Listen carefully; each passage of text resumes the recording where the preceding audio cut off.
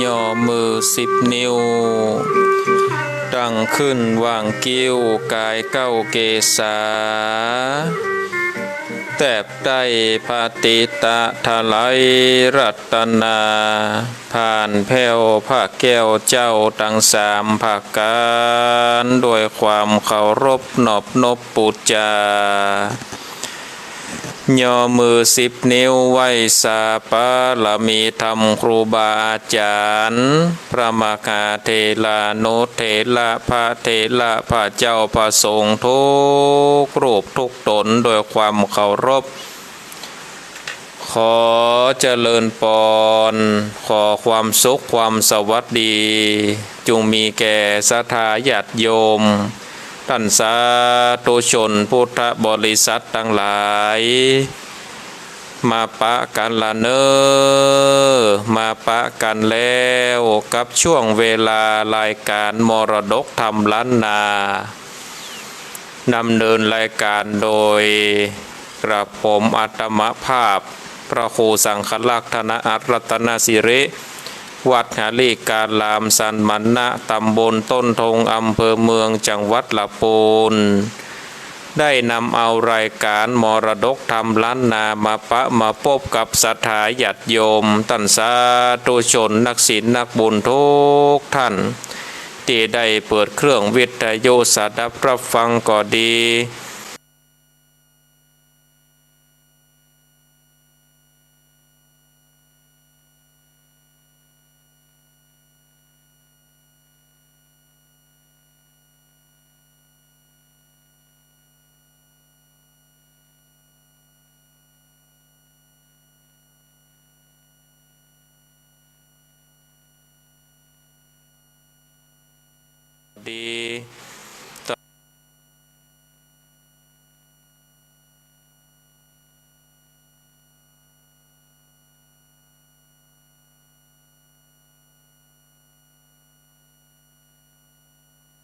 เครื่องวิทยุสดับรับฟังก็ดี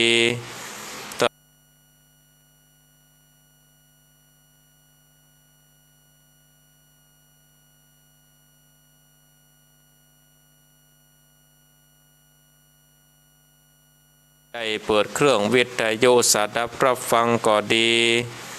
ตลอด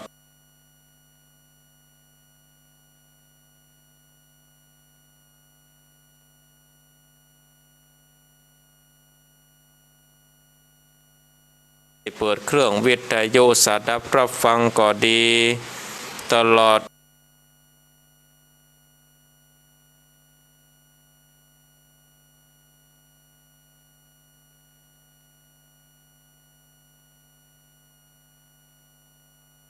เปิดเครื่องวิทยุสดับรับฟังก็ดี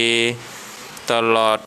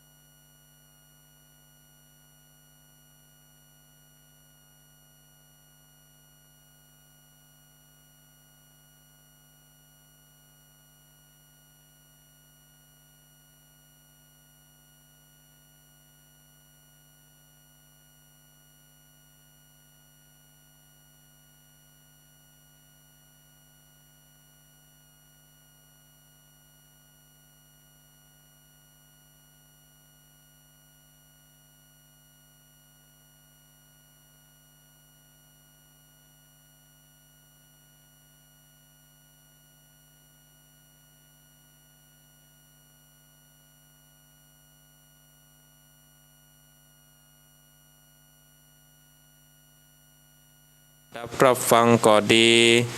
ตลอด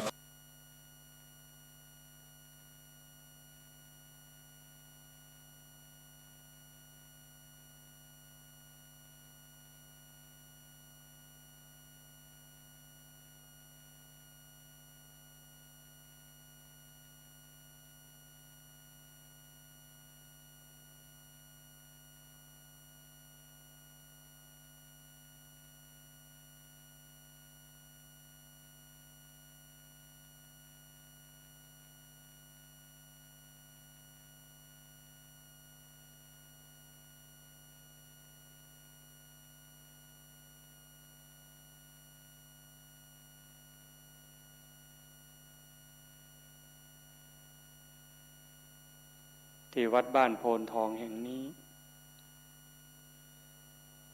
แต่มาว่าคนไม่มีบุญเนี่ย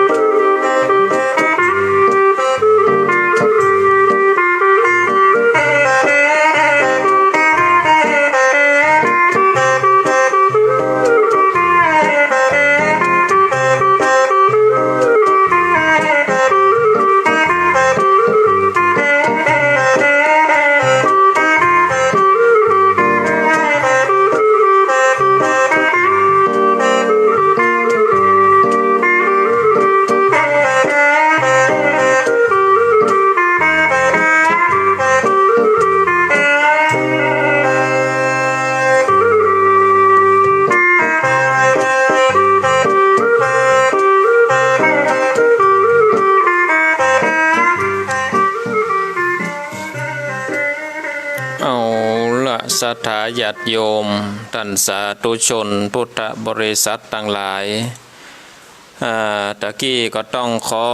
สุมาภัยเพราะว่าไฟฟ้ามัน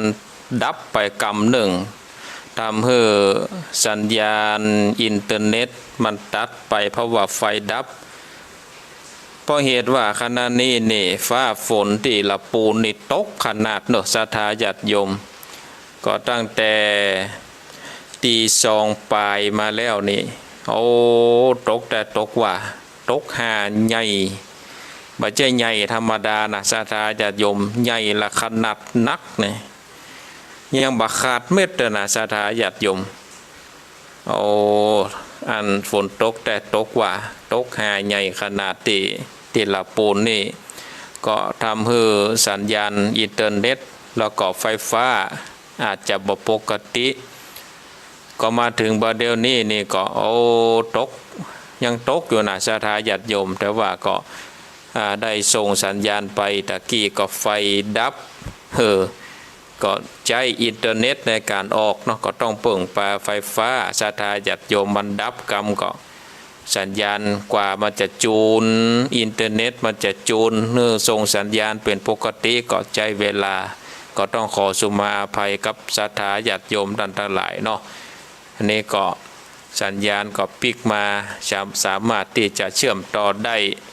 ก็เลยได้ส่งสัญญาณไปแถมกรรมหนึ่งเอาละเนาะศรัทธาญาติโยมท่านทั้งหลายก็บ่เคยได้เสียเวลาเฮาก็ได้มาไหว้พระได้กล่าวกรรมปูชาพระรัตนตรัยตัวกันก่อนเนาะกราบหนึ่งกราบสองกราบสามอิมินาสักกะเลนะพุทธังปูเชมิ อิมินาสกาเลนะธัมมังปุเชเมอิมินาสกาเลนะสังฆังปุเชเมอะระหังสัมมาสัมพุทโธภะคะวา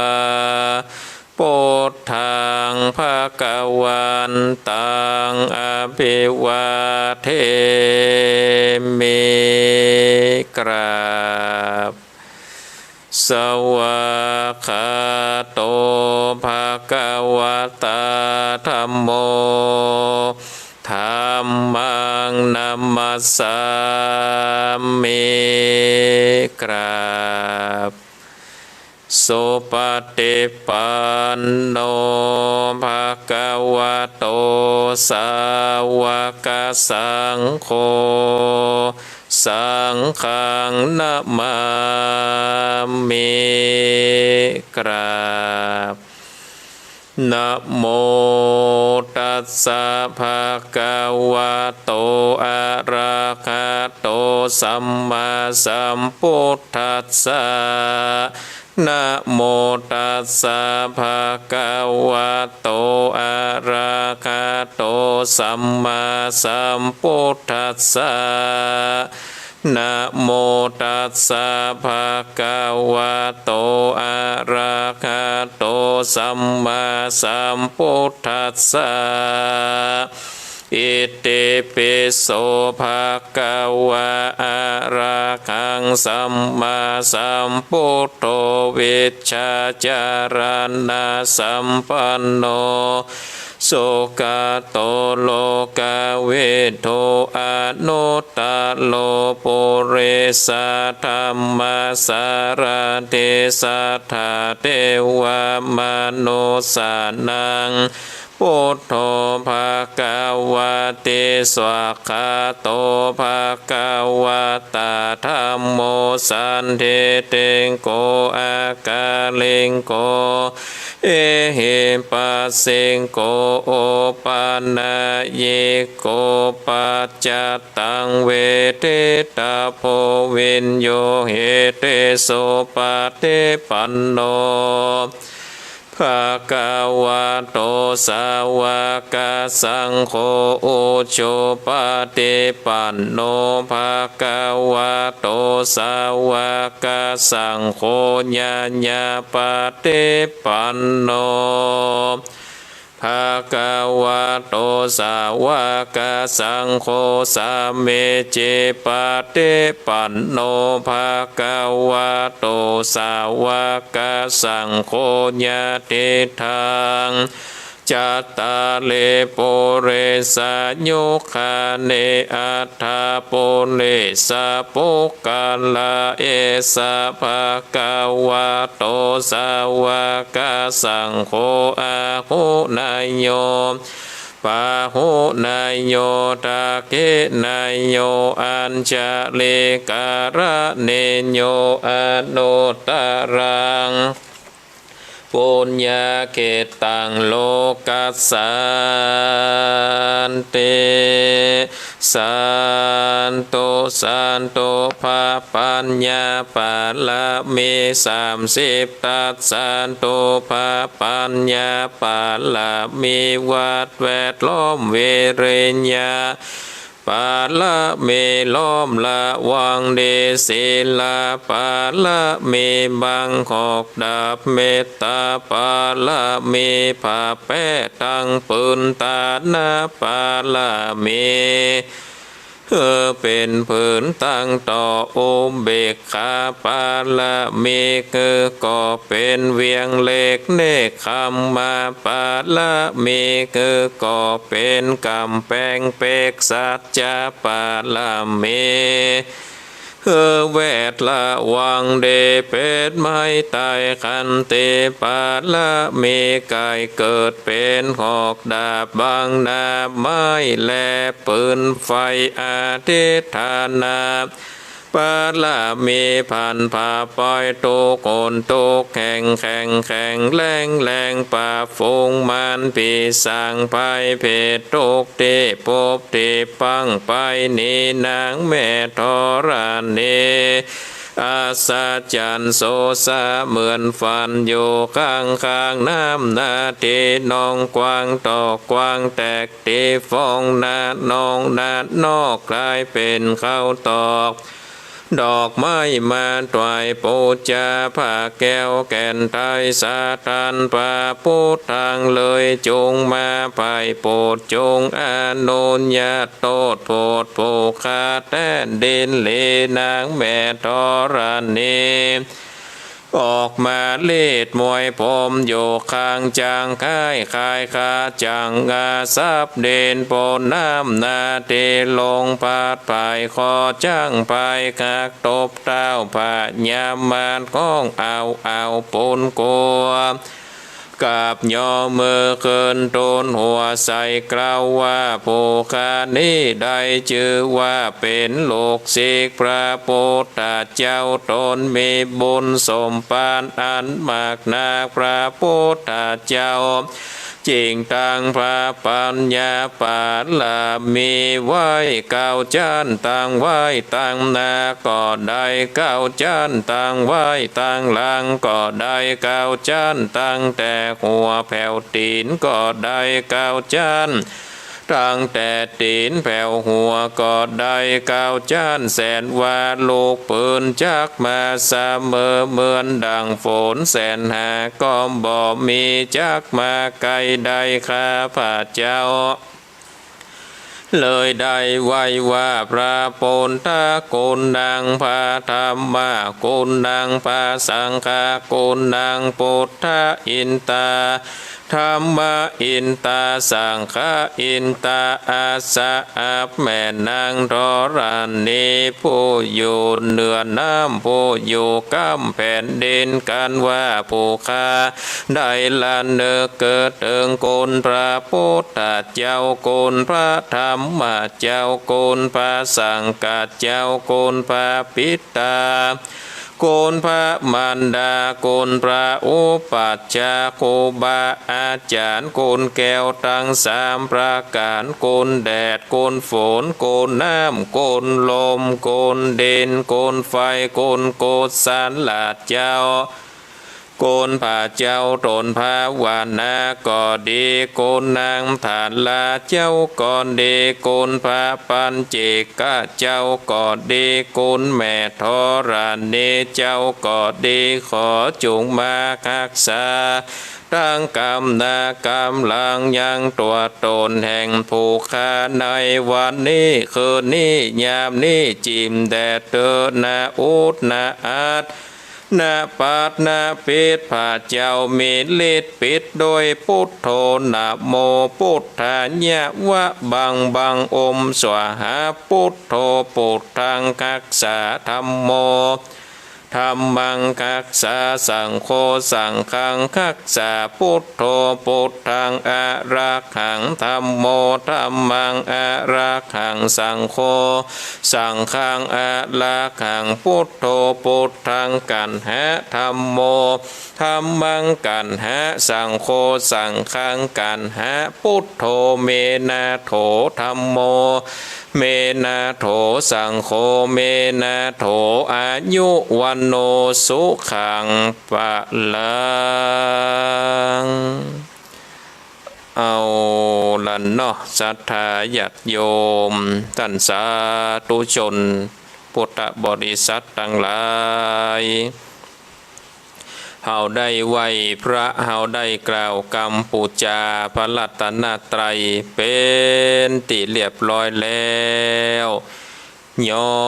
มจิตยอมใจละเนาะศรัทธาญาติโยมท่านทั้งหลายยอมจิตยอมใจกันแล้วต่อไปก็เชิญชวนศรัทธาญาติโยม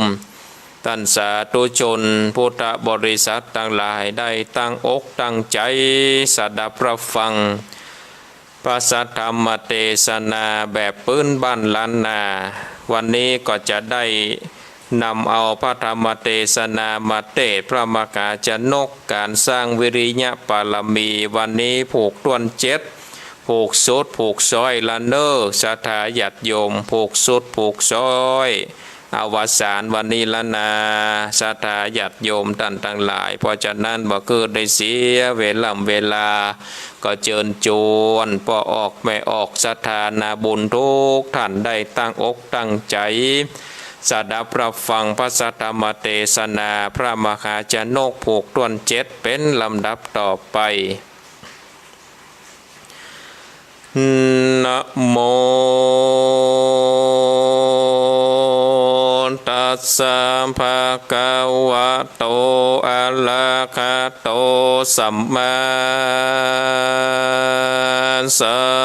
มพุทธัสสะโสมปนเตสันโตนันจาอุนตังกังมากาสาจิมเปรญโยอาคันตันสันเตสัตโวโดลาสาโปเลสาตั้งหลายตั้งยิงใจน้อยใหญ่อันมีใจไฟตั้งทำได้ดาจำบทบาทบอดได้ขาดลำดับมาจงจากจะฟังต่อตามบาทคอมบาลีวาโสโปเตสโตปุญจาอุตตะกังดังนี้เป็นต้นติดสืบสนโดยไปแปลงใจใส่ตั้งมันเตสอดดันตามธรรมบัดนี้แด่เตออันว่าโปติสัตว์เจ้าบุญนาได้กินซากเก่ามาตกเด่นก็นำมากินจิมไกรเตนองน้ำใหญ่หิมต่างเมื่อนั้นนางนอนลางามเงินฟ้าชิมเพรกันนอมุนีกินข้าวกับจีนเก่าสักมานางจริงจากกล่าวร้อยว่าดูราเต้ายอดซอยพวกควันสั่งมาสันจีนสักอันมาขากละว่าเป็นของต่ำตายสามมันเป็นภูมิบานตาวลาดญาสะอาดเลือจาสังมาต่ำต้อยกันไพรน้อยมาขานจากปาการเหล่าสาวาตันเต้าขอใจเพชรวิสัยเจ้าโลกบอลลีโพกินของพิษจากกองแบบเบากินจีนสักเก่ามาดามยกวางตำยาฝุ่นเด่นบกมนแก้มสายคนยิงใจน้อยใหญ่เข้ากันใส่จินซากยังอวกหักตุนตองคนตัวของเวียงใจบอบมีภัยแต่เล่าเหมือนพี่เจ้าพวกควันนอจอมทันกินโกจริงกระโอจะคายว่าของอันใดมากน้อยได้ตามถอยกองทำบ่บังอำโลภมากได้มาจากกองดีปาดไขวานตีไว้ว่ายังดีกว่ามุสาเอาของเปิ้นมากินใจได้เดือดไม่เกืองเขดูรานางบนมีนอนน้อยอยู่ภาษาซอยก็จันก็เป็นสุขใจบ่รายมีข้าใจตานสีของกินมีกูเจือสุกไฟเอือคืนวานน้ำจวนนาจนลายแหลดยืนตอนแผ่เอาใจเป็นโศกเวสัยโลกตายโศกมีได้เป็นเตือบ่อหลากเลือดยาวนานส่วนต่างนิพพานนั้นแล้วโศกเตียงเต้าน้ำนา บ่มีจาลาเท่าแก่โศกลายแลเป็นนิลันนอจอมทันทิลาดก็เรียกอามาตย์ตั้งหลายเสนาในมนหมู่ยิงใจอยู่หลายลำอันติดตามจ้องคอยนางนอน้อยชิมพีตั้งนางตาสีข้านใจมีบ่อไรน้ำนากันจุมนุมมาพบแล้วเจ้าหนอแก้วคุณธรรมก็ไข่กำกล่าวถอยสอนคนใหญ่น้อยยิ่งใจวันดุราตั้นต่างลายเฮยมวนโมเมนใครอยู่สดสันเดจงเว้นดีตั้งบาปแล้วมันหาบตั้งบุญปั้มเพ่งโกนผาเสดปาดละมีนเลิศเจียงคานเสพระการบ่อนลอยเพื่อเกินใดสวัสสันเดเกิดตานาปาดละมีเป็นเก่าใจบ่เศร้าเตตานพิกาขานข้าวน้ำวันโตพร้อมปัดใจผืนความใบแผ่นผ้าตานปูป้าเอาอาปิตามันดาแก่เท่าคู่บาเจ้าอาจารย์คนพิการกันอยากคนตกยากอาณาถาตานวัดว่าแก้วกว้างยามต้านสร้างปกแปงหรือเอาบาแข่งช่วยกำโอนเตสาพรำตันไปแปงใจสายจมจืดยามเหมือนยืนยอดถวายเป็นบุญหลายแผ่กว้างได้หลอดตาตั้งตังเดศินลาปาลาเมติต่อจงมีสินก่อกับตัวใจยินกัวกามบาพันกระหยาบกาเลคนโลกีโลกตายมีสินไว้กับตนเป็นมงคลเลิศแล้วสินเป็นก็ขายแก้วบางไพสินเป็นปัจจัยพาเสดปาคือเกิดโภคาสินจากปาเกินได้สุขโลกใต้เมืองคนสุขเมืองบนจันฟ้าเมื่อไปนาดินเลนเนคขมาปาลาเมนั้นโสดหันโตตันหาเนวังลากินเลตตัดเก้าเขตมันภายเลกนิไก่บ่วงก้องอันเมในของสงสารได้เจยบานเมื่อซอยบ่ตามก้อยเครื่องเกปัญญาปาลามีวิเศษโงแจ้งเจตสัมปาการไปหาอาจารย์ผู้โคขอท่านโอสอนปานพญาตานเหียนไว้ต่างโลกไตนานาจำจือมาหูแจงภาพลอดแห่งกองธรรมหลีกเว้นกรรมการหยาบบอนสุภาพกองดีเอาตนนี้บอกใครตั้งบาปไว้ตาลนส่วนตั้งเป็นบุญมากน้อยมันไฟก้อยกับตนเป็นมงคลล้ำเลิศปากเกิดเจยบานกำโบราณก่อนเกใครเก่าจี้ปันมาว่ามีปัญญาหลายก็นานนับดีกว่ามีทรัพย์เงินคำปัญญานำไปสู่ยังที่อยู่กเสมเสมวิลิญญา เวเลญญาปาลาเมนันไซเมเปียนจันใจอดสามการนาหน่อยมากยากลำบากเพียงใดบอนเนกลายละขวางเปลี่ยนบอกห่างคำเจ้า บอกบาปเศร้ามาปานมันคือตานติดต่อคักษาสินก่อกัดใจภาวันนาไปจันใจเปื้อคืนใดสวัสสันดีขันเตปาลามีนันเราคนหนุ่มเท่ายิงใจมีใจภายอดกันบอดด่วนสันเครื่องกีบแม่นมีคนบอดเดใจถอยมาติดถอยกันยาโอดโกธาคิวโคดบอดลอยโกดสามมันแถมประกาศหนึ่งโสดการน้อยใหญ่มีมาเต้าโอสาบอดยาน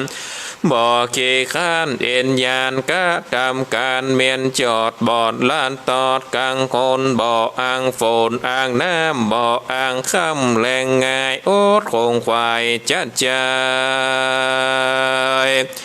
เพื่อเงินใดเจยบานแถมประการหนึ่งโสดเปียที่โคดเบียนตนตุกตาลนหลายหลากได้ลำบากเกืองกากวนปิจารณาดวนที่คือแมนที่กองธรรมวาสนา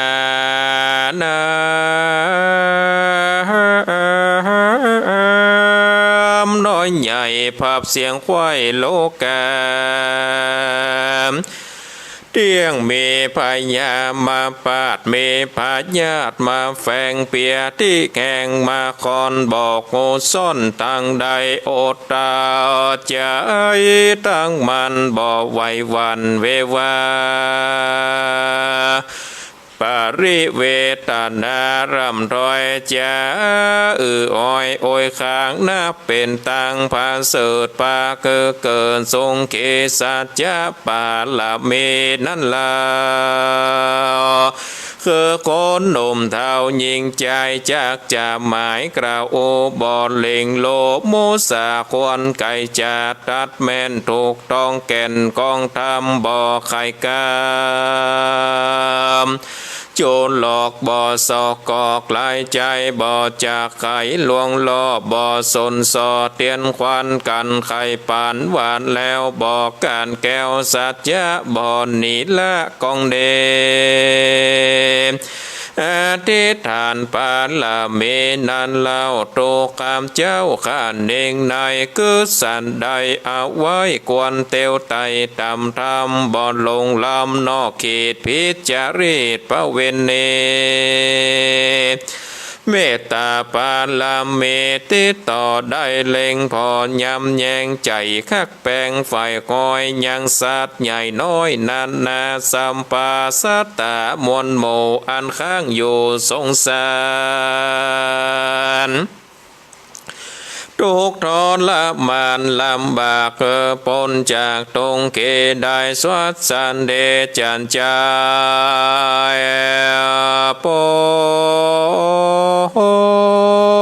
นเอาไม้เครื่องกาจิตคุณนาไฟโยโจเมื่อเด่นเลอุ้มเบคาปาลาเมนันเล่าขันสัตว์น้อยใหญ่วำวายลือได้ตายต่อหน้าได้โศกาเครื่องกากวนปิจารณาจันใจว่าสัตว์โลกตอยมนหมู่อันข้างอยู่สงสารจากเจยบานนั้นเล่าเลือไม่เอาเครื่องเกตย้อนกรรมมีแต่ทายได้สร้างไว้ปามาจากเครื่องกาเอาไม้ย้อนบาปไล่ตัวตันได้สุกอาดนั้นบังเต้าย้อนบุญเก่าแต่ใส่อันสร้างไว้เดิมที่ปาลามีพองแพ้จัดอาจแล้วสิประการเป็นปาลามีญาณพาเสดปาคือเกิดมงคลนำเอาตนไปลอดเวียงแก้วยอดเนรละปาน การนอนตาลงยานยอดซอยไข่กล่าวถอยปันไม้เข้าตั้งไหลโจมโพ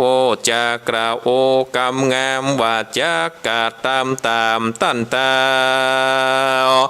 ได้บอกกล่าวสอนปานจากปาการมวลหมู่ปานเตบัดอยู่ตามกรรมเอากองทำพา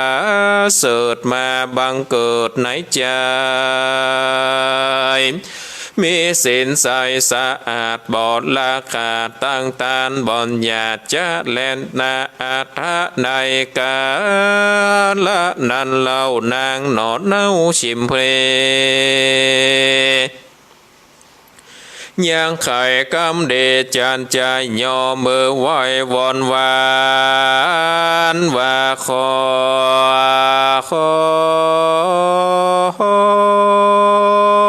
ผู้บานตั้นเจ้าได้ปอกเต้าเขินเมืองเจ้าบนเลืองเตนลาดก็โอกาสขินยาจักเอาแม่น้ำมาตั้งคาเกิดนางนอนลาฟังปล่อยเงียสันใดกอดแล้วนางหนอแก้วบอดยอมฟังหนอพูดทางยอดซอยเกิดขาก้อยไปมาว่าทำมาดาดนั่นสายยิงโลกตายทั้งหลายเป็นโอนตาลายนักโสดแก่ผู้บวชป้าปัจจาอันจากป่าของข้างอยู่ในโลกกว้างสงสารหาพระมันบอดได้ป่าห้อนไม่ไปโลนจากเป็นโกนสักหยาดการประมาทลานสารยอมเครื่องกาไม่เอาโตกรรมเจ้าเครื่องใจโบราณไขแต่ก่อนเจนปูมอนสอนคนว่าจากตาลนตำก้อยทุกจองก้อยเครื่องเกตย้อนบอกโงนีกระพากเล็กเว้นจากสันโตอันมาโจต่อหน้าคือกามโกนต่างแห่ตันไข่เป็นเสือกไปในหมัดมาคนโลกใดยิ่งใจมีใจหมายคำเจ้า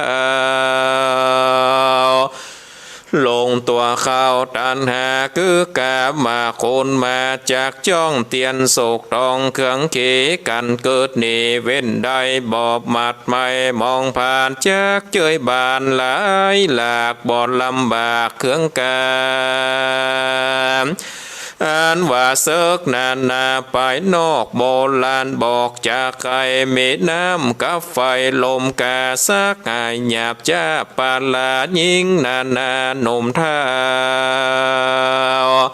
โลกเต้าเจ้าปุรีงูเก่ามีปิดหลากคนบาหากปาลาโบราณจะจีบอกว่าเป็นเซิกไปนอกดินเลนบอกควรดีฝ่ายคอยจ้างปาตามคอยเกโคมหนออุดมน้อยนาดได้โอกาสสอนตนรีบเลลนบอดจ้าโลกเอาแย่ป้องมาบอกจะแย่แว่นแก้วพอโดนแย่ถือเตอเป็นดังลือนันเล่าโตปีเจ้าออกบวชถือผนวดปัปปัจจาโอปมาเปรียบไว้ยาเนสายพูดขาดบ่อจักอาจสืบต่อส่วนนางน้อยหนอกับข้าก็เพียบดังยาสันเนตแล้วกาวจี้ไข่ปานว่าผัวเมียการนันสายยอมขาดกันได้เป็นนิรันดร์นอตาลงทานเจียงเจ้าก็เกิดนางนอดเนาจิมพีพอตั้งดงเรป่าไม้สองเส้นใหญ่ซ้ายขวาเส้นซ้ายสู่ดงนาปากกว้างเส้นขาดนันอ่างสู่เวียงใจเจ้าจูงไปอย่าจะส่วนตัวข้านิโสดถือผนวดเป็นทรงมีเส้นทรงข้ามเจ้าจากสู่ป่าเศร้าดงนากันหนอพุทธากล่าวแล้วนางหนอแก้วเตเวทน้ำตาเมนย้อยหยาดบอนได้ขาดล้ำลาย เหตุมีใจบ่อนแล้วคักเจ้าหนอแก้วผัวควันก็สะโยบไปปันตอนหน้าเกือกฝุ่นแย่เปิดโตมหนออุดมบนใหญ่การใส่ยังนางสารลบโยกหิมตังฝนแย่กอดรีบใบหน้าภายผ่านลัดดงตันดันกว่าเข้าสู่ป่าดงไพรโลบห้อยตีนไปจะใจเถิงป่าใหญ่ดงดำปั้มเป่งทำบ่อขาดบ่อประมาทภาวานานแหลนนาตัตตาในกาลานั้นเหล่านางนอดเนาสารลบไปจุ่มนางในมวลโมเสนาอยู่ยังยายอามาตไหลหนุ่มเท้าอันอาสาเฝ้าตอยมาต่างเววาสันดงสาเตฟงตกใจพองเลวไว้ขาน้ำสาประพามยุกยาพองก็เอาตาแหลกกันพองหนวดฟันตามตัวลอดเติงหัวพาแผ่บ่เมินแก่ก่อเฟินโลกเกินเลวไว้เล่งแลไปควายแล้วหันนอกแก้วสามีกาจริงทำเสนามวนหมู่ว่าเต้าไปอยู่คนในเสนาในใหญ่น้อยก็ตอบถอยตนสานว่าเต้าผู้บานที่ไว้ดันป่าไม้ดงดอยแล้วลบหอยตีนกว่าเข้าสู่ป่าดงพายหายตาไป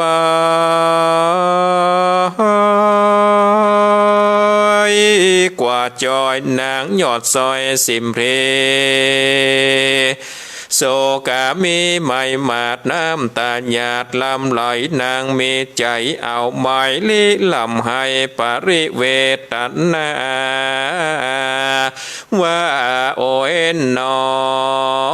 โอ้ยนอสามีกาเป็นเจ้าทุกข้ามเจ้าเคยอยู่ในแก้วโกเดียวกันโซคืนวันจื่นจอยพี่สั่งปล่อยเจียนจาลาผ้าไก่กาบัดนี้นาเจ้าปีจักอยู่ที่คนใดในดงไผ่เถื่อนทองบ่มีเป็ดน้องวงศาจักมีไผ่มาช่วยใจมาอยู่ใกล้เตรียมองค์อยู่ในดงป่ากว้างมีแต่จ้างปังปายสัตว์หลายมวลหมู่โอนตาลายอยู่นำหน้าขอเทวดาป่าไม้เทพไทยเมืองบนอินตาตนเจ้าฟ้าเอ็นโดกาจอยพ่อเจ้าน้อยหนอพวกควันอยู่ดงตันป่าสาวได้เตียงเต้าสวรรค์สันดินแดนเตอว่าอ่านแล้วนางนอกแก้วบนมีก็ไขกรรมดีโอกาสคืออามาตและเสนาตังโยธามวลหมู่อันมีอยู่ลายลามแปงใจงามเกิดลอดตึงเจ้ายอดทันลงยานสามาตานสินหาพร้อมเพียงแน่ก่อสร้างเจนเดกว้างปันวากะนานาบอกโหดทรงหนึ่งโยดเด่นเลการบวนละมวลเดพร้อมแล้วดูผ่องแผ้วเจียงคานก่อป่าปะเลวาน้อมไว้เอาดอกไม้ปูจาแล้วนำโยธามนหมู่ไว้นาสู่ปนลินและนาการวันนางแม้หลอดแล้วที่เวียงแก้วมิตรลาก็คือปุตตะนอดเนาได้เป็นเจ้าแทนเมืองนางบนเลืองนาไทยก็ปาขาดใจมวลหมู่เข้าไปสู่ส่วนอุญญาณ นางอธิษฐานออกบวชเธอประนวดเป็นตาปาสินีป้อมเป่งปาดลับมีบอกขาดบอกพระมาตั้งธรรมบนดานนำแต่ลาก็ถึงแก่เท่าจันลาการมอนลานามวยมั่งจากโลกกว้างโลกาบุญนำพาไปเกิดที่ผาเสดเมืองบนส่วนนอตาสาปนยอดซอยเสนจองคอยคืนวันกันดับขันกาภาคตายเสียจากเมืองคน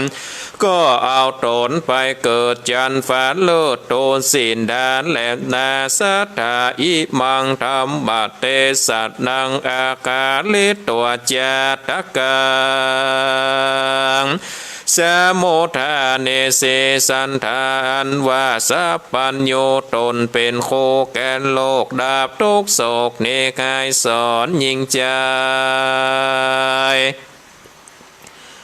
มวลหมู่เกินได้อยู่เจยบ้านการไขเดตานจัดเก่าตั้งแต่เก้าถึงไปจากนิยายจัดเก่ามาเตรียมเข้าปัจจุบันได้ขันแจ้งที่บอกมีตีสงสัยพระจริงไขบาทถอยเป็นบทซอยสุดปลายวาดตันตาสักโก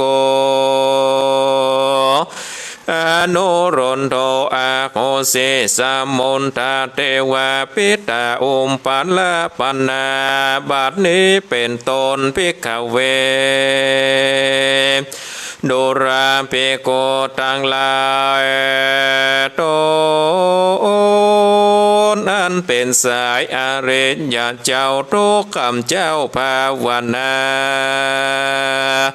อันว่าอินตาโตนองอาจเอาลดลาดใส่สันลีครับหนอมุนีไปสูญยังที่อยู่จำปาในกาละนั้นสายเกิดขากมาได้อโนโลธาเทนและนาอันว่านางเทวันดานอนนาวเอาเจ้าบนนาเมื่อนาวาแตกมาไปสู่ส่วนกว้างเมนติลาในกาละนั้นใสเกิดขากมาได้นางปัลละวันนาในกาละบัดนี้และนาส่วนวัดเจ้านาลันตาลาสีสวนหนอมูนียอดซอยใดหูถอยกองทำหูตังดำบัดไม่เกิดขากมาได้สาเรพุทเทนเล่นนานว่านางชิมเพนอดเนาแง้มบ่อเศร้าสมผาดในกาละนั้นใส่เกิดขากมาได้นางยาโสตาละและนาเจ้าที่ขาโวโกมานบนสมปานนองเนาได้เป็นเต้าผาปาลาในกาละนั้นใส่เกิดขากมาได้เจ้าละคุณเทนและนาอันว่าพ่อและแม่บุญนาแห่งเจ้ามากาจานกนั่นใส่เกิดขากมาได้พญาสะเลสนโทธานะมากาลาจาและนางสะเลมากามายาในกาลาบัดนี้แลบนามากาจานกเวนเลญาเนคขมาปรเมในสาระปุลีใหญ่กว้างป้อมเป่งปางสมปานปัญญาณผาเสดปาละมีเลิศน้ำนาในกาละนันใสเกิดขากมาได้พระตถาการตะในกาละบัดนี้แลดนาเศษาจัตนาปุณตาปลิสาอันว่าคนต่างหลายมวลหมู่ใดตั้งอยู่ตามธรรมใจกว่ากรรมบับใบเกิดขากมาได้พุทธาปาลิสัตตังสีในกาละบัดนี้แลดนาตุมเหภวันตาท่านต่างหลายเฮยมวลหมู่อันนั่งอยู่เป็นสายฟังนิยาย10ชาติบ่ได้ขาดลำดับมา เปลือกปีนามีมาแกนแตกหักซ้อนจงเกิดหลอนเอาในบทบาทใดติใจจงจำไว้กับตัวเอาเป็นโคเตี้ยวไตเป็นไม้ใต้ส่องตั้งเตออันจากเหลวไปลอดเวียงแก้วยอดเนลำปานในอนากาตะกันไปนาบอนยาจะแลนนาเนทิตังกิญาสังวรนาวิเศษจาของเกพระมกาจโนกผูกตวนเจ็ดหากแล้วเสร็จเมียนแล้วจอดแต่ก้าวลอดถึงไปสัทธาตังหลายหนุ่มเทาจงเตียงเต้าสวัสเนโลกาเมเมยไข่สัมภาข้อใหญ่ตัวการโจรภัยมารอุบาทยามาปาดอินทรีเงินคำเมบ่ร้อยโดต่างใจเตตานโศกสำลานคำเจ้าโจนมดาวยิงใจแดนเตอเนทิตังขีญาสังวานนาวิเศษจาของเขตยางพระมกาจันโนกผูกตวนเจ็ดก็บังกลมสมเลสเดเอาละศรัทธาญาติโยมท่านสาธุชนพุทธบริษัททั้งหลายการได้เทศนาธรรมศรัทธาญาติโยมก็ได้สดับรับฟังพระสัทธรรมเทศนาพระมกาจันนกผูกตวนเจ็ดก็ปริปูนังจบลงไปทำพระมหาจันนกก็อวสานละเนอศรัทธาญาติโยมอวสานจบไปแล้วก็ทำก่อนยาวพอสมควรขณะนี้ก็ตี4:25 นาทีต่อไปก็จะได้สรุปเนื้อหาใจความสำคัญเพื่อกับศรัทธาญาติโยมท่านสาธุชนพุทธบริษัทต่างหลายกันได้สดับรับฟังแต้มสักเล็กสักน้อยก่อนที่จะเปิดสายเนาะศรัทธาญาติโยมอันว่าธรรมพระมหาจันนกการสร้างวิริยะบารมีนี้ศรัทธาญาติโยมท่านต่างหลายเพิ่นก็ได้กล่าวถึงว่าการว่านางชิมพีนี่ไปหันยังเจ้าพระมหาจันนกได้กินจิ้นขี้ซากหมาซึ่งหมาได้กาบมาที่หิมฝั่งน้ำเป็นจิ้นปิ้งศรัทธาญาติโยมแล้วก็หมานั้นก็สะดุ้งตกใจกลัวเจ้ามหาจันนกก็เลยหลวดหนีไปเจ้ามหาจันนกได้หันจิ้นนั่นอยู่ที่ข้างทางก็เลยเก็บเอามานั่งกินนั่งชันอยู่ที่ข้างหนองน้ำนางชิมพีก็เตวมาก็ไปปะหันใส่พอดีศรัทธาญาติโยมก็เลยว่าโอ้อายเหยเห็นหรอเนาะถ้าจะอู้กับเอียกันเนาะว่ายังมากินจิ้นซากอันหมาละไว้ซึ่งเป็นของตำใต้ซึ่งวัดตันในเป็นเต้าพญามหากษัตริย์มียศมีศักดิ์อาจหรือจะก็ยังว่ามากินของตำต้อยกันว่าเปิ้นหันในเปิ้นจะเล่ากันนะไอ้เหยซึ่งมากินจิ้นซากเก่ามาดำแต่ทำเปิ้นว่านะกินจิ้นซากเก่ามาดำตกวางตำแย่ฝุ่นดินมกมุ่นแก้มทราย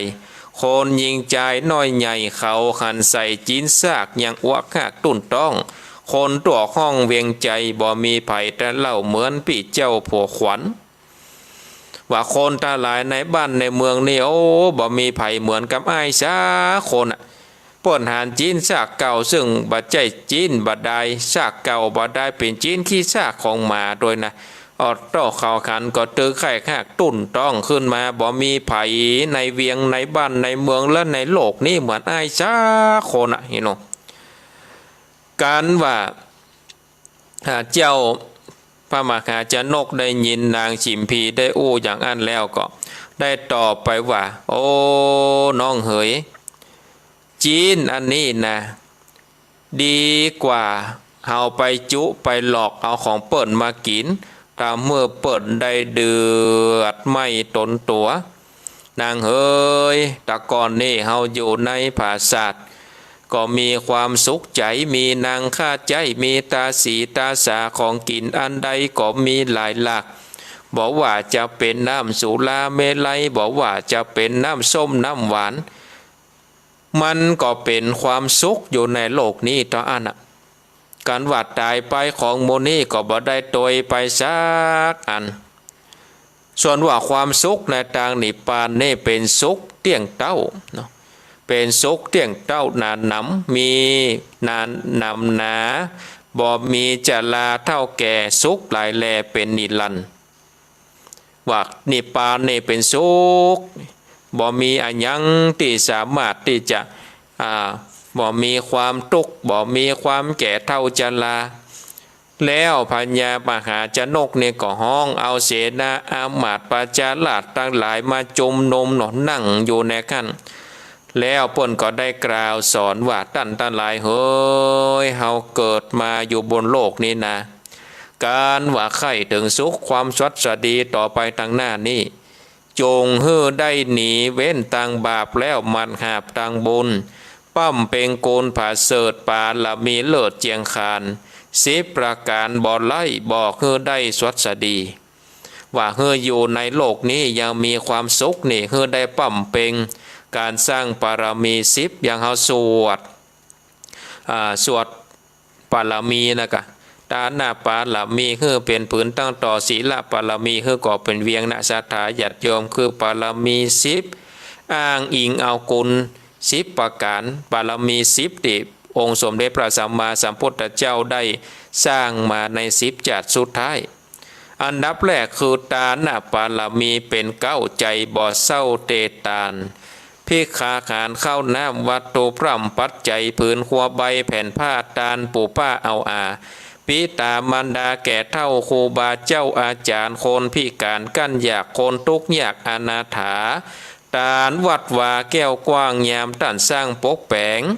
หรือเอาบาแหงช่วยกำอุติสาพร่ำตานไปแปลงใจใสจมจืดยามเมื่อยืนยอดถวายเป็นบุญลายแผ่กว้างในหลอดตาตั้งตังดี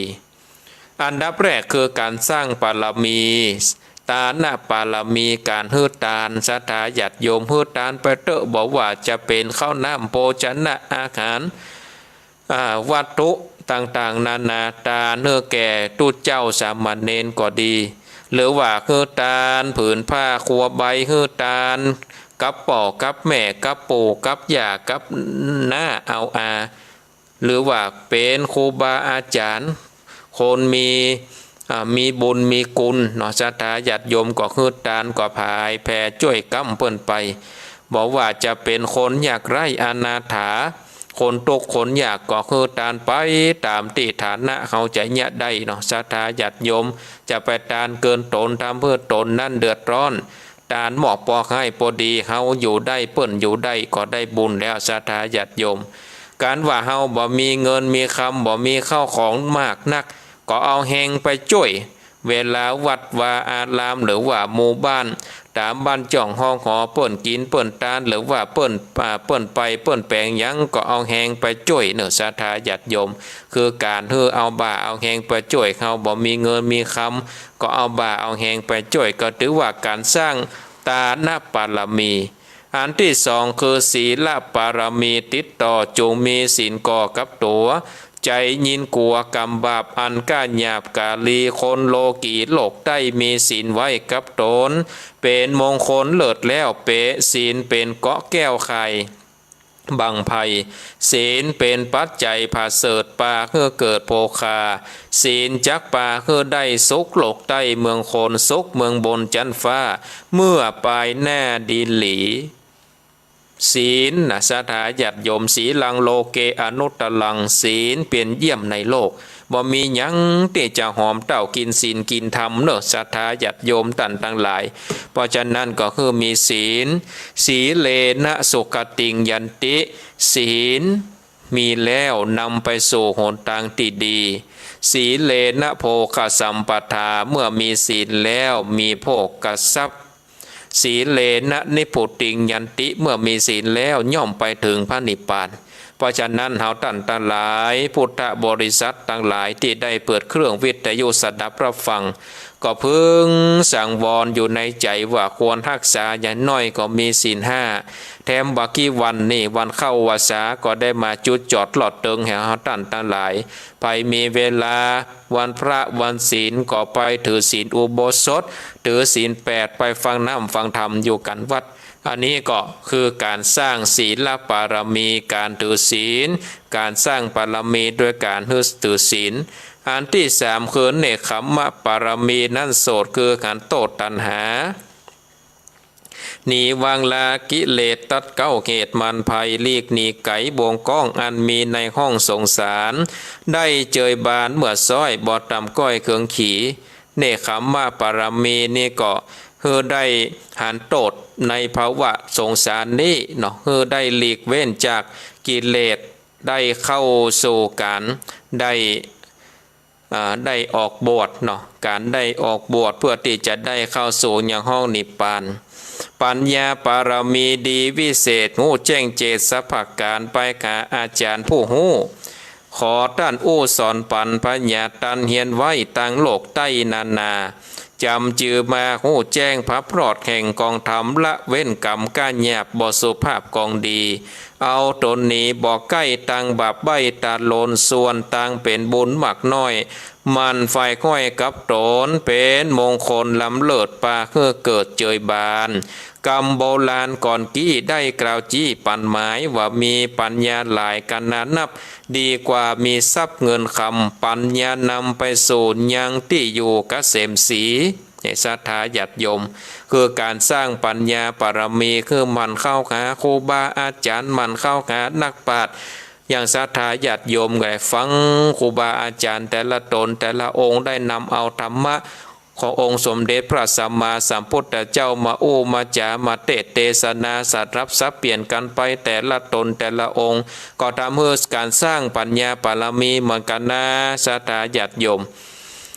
ก็คืออย่างที่แนะนำเพิ่นว่าเนี่ยมีปัญญาหลายกันนับดีกว่ามีทรัพย์เงินคำเพราะว่าปัญญานี่บ่มีไผที่จะสามารถลักเอาไปได้ดอกเงินคำกำแก้วไปนอกโจรก็มาลักมาจริงเอาแต่ว่าการมีปัญญาอยู่ในจิตในใจไผก็หรือว่าเป็นทรัพย์อันประเสริฐเนาะศรัทธาญาติโยมท่านทั้งหลายอันนี้ก็การสร้างปัญญาปรมีปรมีต่อไปคือวิริยะปรมีนั้นไซมีเปลี่ยนจะใจอดสาการนาน้อยมากจักลำบากเพียงใดบ่หนีไก่ละขว้างเปลี่ยนบอกห่างข้ามเจ้าบอกฮือบาปเศร้ามาปาน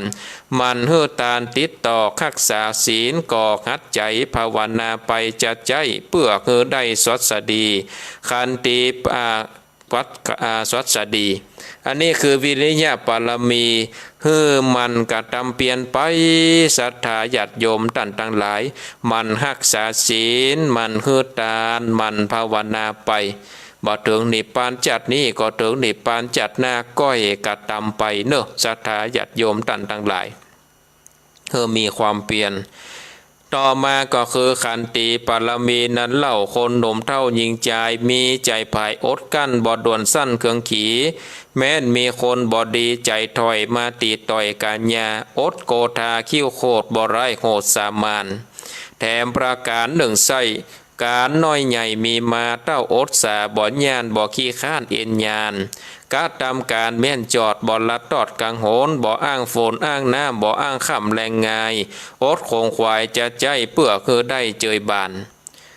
แถมประการหนึ่งโสดเปี้ยที่โหดเบียนตนตุกตาลนหลายหลากได้ลำบากเครื่องกากวนพิจารณาต้วนทีแม่นตีกองธรรมว่าสัตว์นานำน้อยใหญ่พับเสียงไข่โลกาเตี้ยงมีพญามาปาดมีพญาตมาแฝงอันนี้ศรัทธาญาติโยมท่านทั้งหลายขันติปรมีสร้างความอดความทนก็ตัวเก่าอดในการ ในการรักษาศีลกินทานบอกว่ามีคนบ่ดีบ่งามมาทำเมื่อเฮาโคตรก็เฮาก็อดไว้เฮาก็บ่โคตรตอบหรือว่าอดในการทำงานการเสาะว่าหากินอดการขี้ค้านบ่อ้างฝนตกก็บ่อ้างแดดออกก็บ่อ้างแรงก็บ่อ้างค่ำก็บ่อ้างศรัทธาญาติโยมตันหลายบ่อ้างค่ำอ้างไงเนาะบ่อ้างขวายบ่อ้างว่าหนาวบ่อ้างว่าร้อนอันนี้มีความอดทนและอดแถมยังก็คืออดกับการเจ็บการป่วยการเมื่อยการไข้เนี่ยศรัทธาญาติโยมทั้งหลายก็คืออดเอาเพราะว่าคนเฮาเกิดมาบอกว่าสัตว์สิ่งหิ่งห้อยบอกว่าคนเกิดมาก็มีภัยยามีโรคมาติดกับตนมาแต่ว่าโรคภัยจะหนักโรคภัยจะน้อยแต่อันเนาะเพราะฉะนั้นเฮาเกิดเป็นโรคเป็นเจ็บเป็นปวดมาเฮาก็ได้เปิ่นว่าเฮาได้อดใจเอาเนาะจะได้พ้นจากตกในภาวะจัดนี้ปรมีต่อมาคือสัจจะปรมีนั้นเล่าคือคนหนุ่มเท่ายิงใจจักจะหมายกล่าวอู้บลิงลูบมุสากวนไข่จาตัดแม่นถูกต้องแก่นกองธรรมบ่อไข่กำจุหลอกบ่อศอกกอกไหลใจบ่อจะไข่ลวงหล่อบ่อโซนสอเตียนขวัญได้โอ้กับสัจจะกับสัจจะคือความจริงศรัทธาญาติโยมทั้งหลายบ่จุบ่หลอกบ่โอ้จุหลายเปิ่นบ่โอ้เล่าหน้าจาขวัญบ่โอ้ส่อเสียดบ่โอ้เพอเจอเนาะบ่จุไผบ่หลอกลวงไผเปิ่นได้ผิดอกผิดใจศรัทธาญาติโยมทั้งหลายโอ้แต่สัจจะโอ้แต่ความจริงต่อมาคืออธิษฐานปารมีนั้นเล่าทุกคำเจ้าคณิงในกึศสันใดเอาไว้กวนเตียวไต่ตามธรรมบ่ลงล้ำนอกขีดพิจารีตประเวณีอธิษฐานจิตอธิษฐานใจยังจะเข้าวาสาอย่างท่านพระครูสุเมธธรรมเสวีได้เทศเมื่ออูจาเมื่อพูดตีแล้วนะในรายการอันสนทนาธรรมกับท่านอาจารย์พระครูอภิวัฒนาวิกรมว่าเข้าวาสานี่ก็ตั้งอธิษฐานว่าเขาจะรักษาศีลถึงวันเขาจะไปวัดกูวันศีลเขาจะสวดธรรมจักรเขาจะทำนั่นทำนี่ก็คือการอธิษฐานปรมีนะศรัทธาญาติโยมทั้งหลายต่อมาคือเมตตาปรมีติดต่อได้เล็งพอยำแยง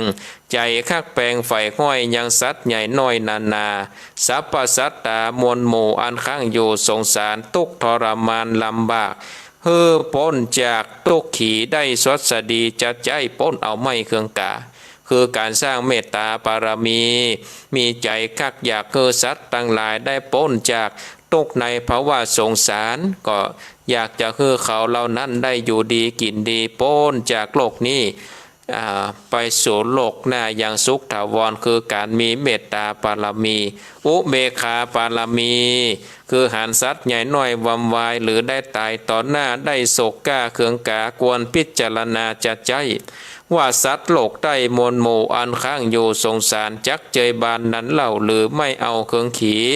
ย้อนกรรมมีแต่ไทยได้สร้างไว้ปามาจักเครื่องกาเอาไม่ย้อนบาปไล่ตัวตันได้สุขอนันต์มั่งเต้าย้อนบุญเก่าแต่ไทยการสร้างอุเบกขาปารมีนี่ศรัทธาญาติโยมการวางจิตใจให้เป็นกลางคนจะตายสัตว์จะตายก็ถือว่าโอ้ก็คนเฮาก็ย่อมมีความตายเป็นธรรมดาไผจะตายก่อนไผจะตายลุ้นก็ถือว่าตายเหมือนกันคนได้ตกมาก็ก็เป็นกรรมหัวเขามาตอบมาใช่คนได้มีความสุขมีเงินมีคำก็ปนมีบุญเก่าที่ปนได้ทรงอยู่นี่ศรัทธาญาติโยมเนี่ยการได้สร้างปารมี10ตัดตั้งแต่ฐานะปารมีศีลปารมีจนมาถึงอุเบกขาปารมีนี่ถือว่าเป็นปัจจัยที่จะนำเฮาไปหลอดเวงแก้วหยอดมาคาเนรปานการว่าเจ้าพระหาชนกได้ได้จ๋ากับเสนาอามาตย์ทั้งหลายได้เข้าใจดังอันแล้วนี่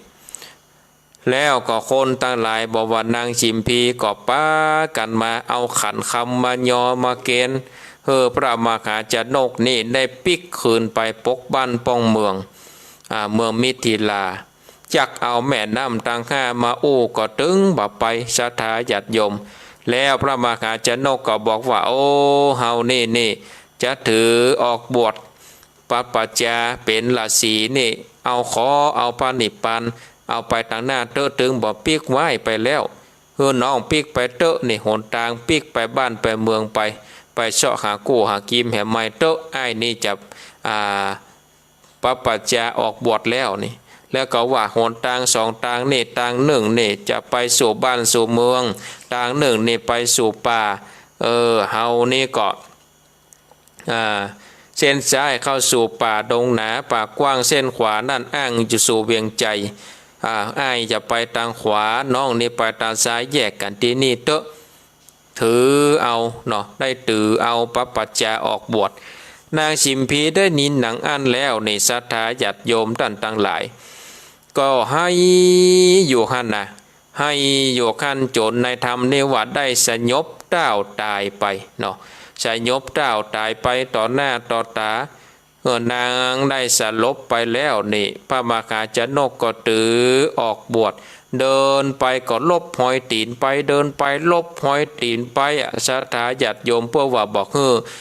ไผ่คือนางจิมพีในโตยซอกหาปะเนาะ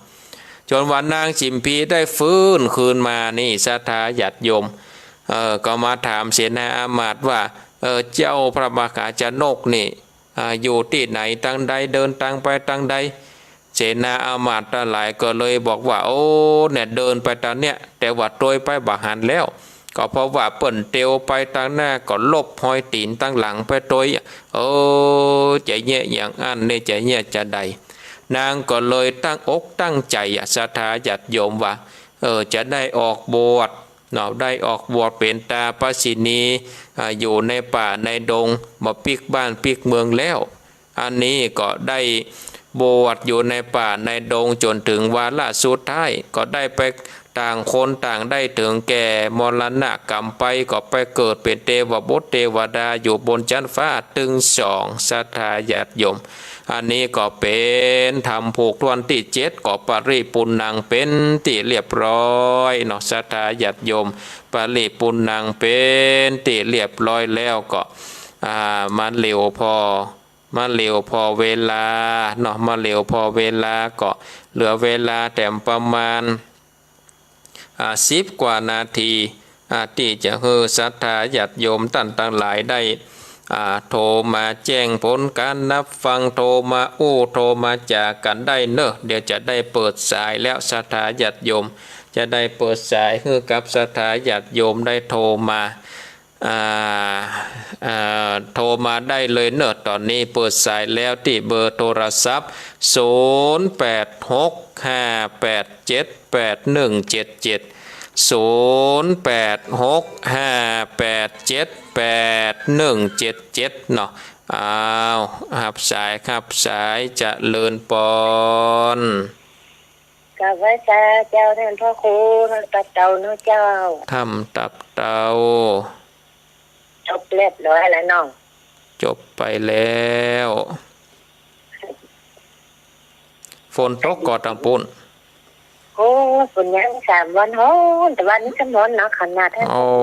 ตังเพนี่ตกแต่ตกกว่ายังได้3 วันแล้วมั้งโหแต่วันนี้ร้อนที่สุดอะแบ่งมันต้องเทของเลย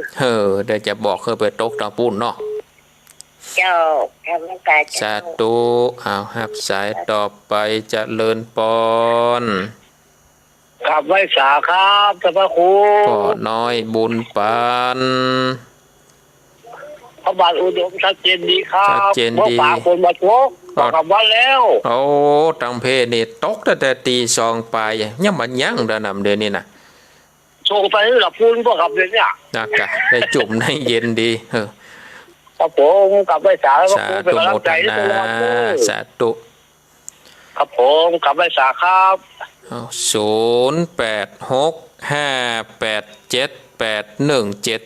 จะเลินปอนกราบนายศาสตร์เจ้าท่านครูมาแล้วแม่สีทอนเจ้าเรียบร้อยแล้วเนาะทำน่ะจบเรียบร้อยแล้วเนาะจบเรียบร้อยเจ้าฟังถึงจบได้ชัดเจนดีเนาะก็โต๊ะตั้งแต่ตี 2แล้วตะเพ บโต๊ะฮ้อนบันได สาธุโมทนาเนอ เจ้าใบสาเจ้า ทั้งเพศนี่ตกตั้งแต่ตีสองแล้วสถาญาติโยมบักคาดเม็ดนะโอ้ตกยังฟ้าหัวตกใส่หลังคาดังท่มตั้งแต่ตีสองไปก็บ่ได้ออกรายการเนี่ยก้านี่ก็เลยลองส่งสัญญาณไปไฟมาตกแค่ตะกี้ตอนนี้ก็คงจะปกติแล้วฮับสายต่อไปเจริญปอน ไหว้สาครับพระครู ปอนนั้นประเสริฐเนาะ ครับปนันเกษตรมันแดงนำเงินให้จากนั้นครับที่ตามเราฟังท่านพระครูแต่สาชุดต้องครับเนาะเทศกมลปริบุญนั้นชุดไทยแล้วเนาะเข้มข้นดีเนาะก็ฟังแล้วก็เป็นคติสนใจที่เขาเนาะ ชัดเจนดีเนาะ ปรับชัดเจนดีครับพระครูเสียงเต็มเกี่ยวดีครับ สาธุโมทนา มั่นใจที่เราต้องสอนเนาะก็ได้มีสิ่งมีธรรมก็มันก็เจริญดีเนาะครับพระครู นั่นนะกะเอาศีลเอาธรรมเป็นที่จ้างที่เปิ่งไป ครับขอกำลังใจให้พระครูดีๆมีสุขอันนี้มันเน้นแนวเป็นหลวงพ่อลมใสแก่พอออกต่อไปครับเด้อครับ สาธุโมทนา ภาษาครับพระครู 0865878177อยู่ที่ไหนตังใดก็โทรมาได้เนอะเจริญปอน ภาษาเจ้าท่านพระครูถ้าเห็นเขาช่วยชีวิตกระจางเด้อ แม่เพนวนรเวียงหนองล่อง จ้าชัดเจนดีเด้อภาษาท่านพระครู สา เด้อ ธุ ภาษาเจ้า มีก็เข้ามาเจริญปอน พระเจ้าพระครูไม่มีอื่นฟังเดินดินดินนานๆนะอันนี้ชัดเจนแต่ ฝนตกก่อเสมิง โต๊ะเจ้า มันตกแค่ตั้งหลุมไปนี่จ้ะ นะปูนคนโต๊ะเนาะ ตกขนาดนักนะมันจะตกธรรมดานะ มาเรียนเนี่ย ตั้งแต่ตีสองมาจนถึงเดี๋ยวนี้ยังว่าขาดเม็ดเลยนี่ ในจากกับโต๊ะแกโต๊ะหลายวันแล้วเป็นกำลังใจทั้งว่าโกนนะเจ้า สาธุโมทนา สาธุครับสายต่อไปเจริญปอน ภาษาท่านพระครูเจ้าอันนี้แม่บัวพัดตุศาสฟังอยู่นะเจ้า แม่บัวพัดเมืองฝางเนาะแม่เนาะ เจ้าว่าพระบรมชัดเจนเจ้า สาธุโมทนา วันที่13นี่ท่านพระครูจะมาเมืองฝางกับเจ้า ก็ถ้าจะไปอยู่นา เราจะสิได้ปลากันเนาะ นากะสาธุโมทนา เอาไว้สาธุเจ้ากำลังใจเจ้า สาธุก็ตั้งใจไว้เนาะศรัทธาญาติโยมว่าจะไปถ้าบ่มีอย่างติดจะเอาครับสายต่อไปจะเลินปอน สาไว้สาครับ จากที่ไหน ป้อนานจันบ้านห้วยปิงอำเภอตุ้งหัวจ้างจังหวัดลำพูนครับผม ป่อนนานตุ่งหัวจ้างฝนตกก็ตุ่งหัวจ้าง โอ้ตรงแต่หัวค่ำนะครับ แต่ตกตะปูนก่อนนี่เนาะ ครับผมตรงแต่หัวค่ำแล้วประเดี๋ยวนี้ก็ย่างนั่นเด็ดเที่ยงคืนแล้วน้องขนาดเลย แสดงว่าน่าจะหาเดียวกันไอ้ลูกตะปูนมานี่เนาะ ครับผม สาธุโมทนาเนอ ไว้สา สาธุ ครับผม ห้าแผ่มสายได้เก้าสายเจริญปอน ไว้สาเจ้า จากที่ไหน แม่คือดอยสะเก็ดเจ้า แม่คือดอยสะเก็ดชัดเจนดี เจ้า เนาะ ไม่อภัยหรอกเจ้า ชัดเจนดีเนาะแม่เนาะดอยสะเก็ด เจ้าถ้าเจนนี่เจ้าอาจารย์ฟังมาเจ้าเจ้าสบาย นะคะฟังไปสาธุโมทนาเนอ ไว้สาเจ้า ไหนๆก็เข้ามาเอาแหมสายเพื่อเป็นซิปเจริญปอน สาธุเจ้า จากที่ไหน แม่น้อมแต่แจ้ง แม่น้อม จ้า สาธุโมทนาตังปุ้นโตก่อเวงหนองล่อง ตอนนี้บ่ตกเจ้า เอาตังเพนี่ตกนักแก่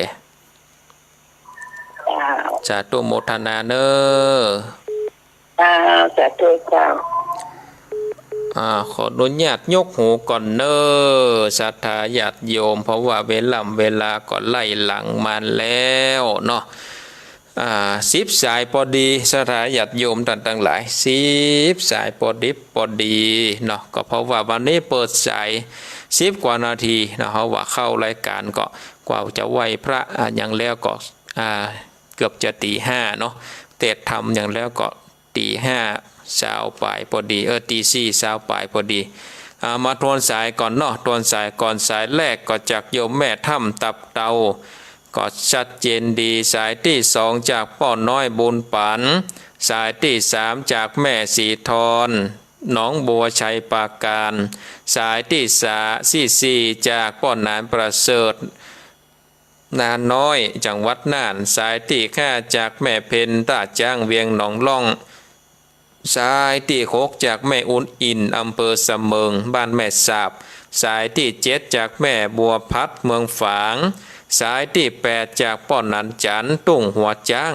สายที่9จากแม่อำไพแม่คือดอยสะเก็ดแล้วสายสุดท้ายจากแม่น้อมตาจ้างเวียงหนองล่องก็สาธุอนุโมทนากับศรัทธาญาติโยมท่านสาธุชนพุทธบริษัททั้งหลายศรัทธาญาติโยมที่โทรมาแจ้งผลการนับฟังโทรมาโทรมาจ่าโทรมาคือกำลังอกกำลังใจกับตนตัวอาตมาภาพก็ขอสาธุอนุโมทนา